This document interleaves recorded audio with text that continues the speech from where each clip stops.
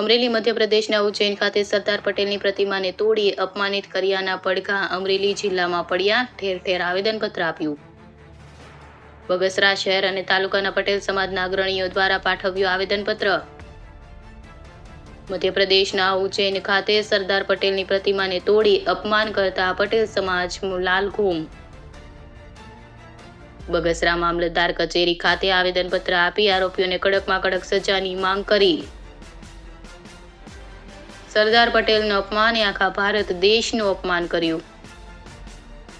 આવેદનપત્રમાં પટેલ સમાજના અગ્રણીઓ સાથે ભાજપ કોંગ્રેસના આગેવાનો એકજૂથ થઈને આપ્યું આવેદનપત્ર.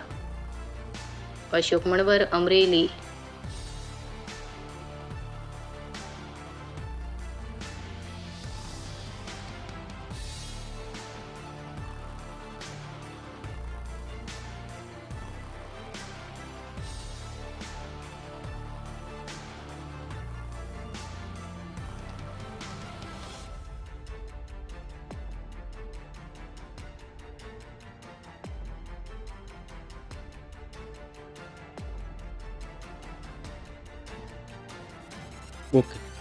થોડા દિવસ પહેલા મધ્યપ્રદેશના ઉજ્જૈન જિલ્લાના માગડોન ગામની અંદર કેટલાક અસામાજિક તત્વો દ્વારા સરદાર પટેલની પ્રતિમાને તોડી પાડવાના પ્રયત્ન કરવામાં આવ્યા છે. આપ સૌ જાણો છો કે સરદાર પટેલ એ ગુજરાતના સપૂત છે.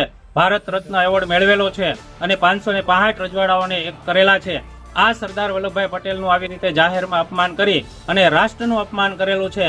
આ લોકોએ સમગ્ર દેશનું અપમાન કરેલું છે અને આવી પ્રવૃત્તિ જો જ્યારે દેશમાં થતી હોય ત્યારે એને રોકવા માટેના આપણે પ્રયત્ન કરવા જોઈએ. ભવિષ્યમાં કોઈ પણ રાજકીય નેતા હોય, કોઈ પણ આપણા નેતા હોય, ગાંધીજી હોય, ડોક્ટર આંબેડકર હોય, સરદાર પટેલ હોય કે બીજા કોઈ પણ ક્રાંતિકારીઓના આવી પ્રતિમા મૂકેલી હોય એને નુકસાન કોઈ ન પહોંચાડે આવી કડકમાં કડક સજા કરવામાં આવે એવી અમે સરકારશ્રીને વિનંતી કરીએ છીએ. કારણ કે આ ભારત રત્નનું અપમાન નથી, આ ગુજરાતના પનોતા પુત્ર સરદાર વલ્લભભાઈ પટેલનું અપમાન નથી, આ સમગ્ર દેશનું અપમાન છે.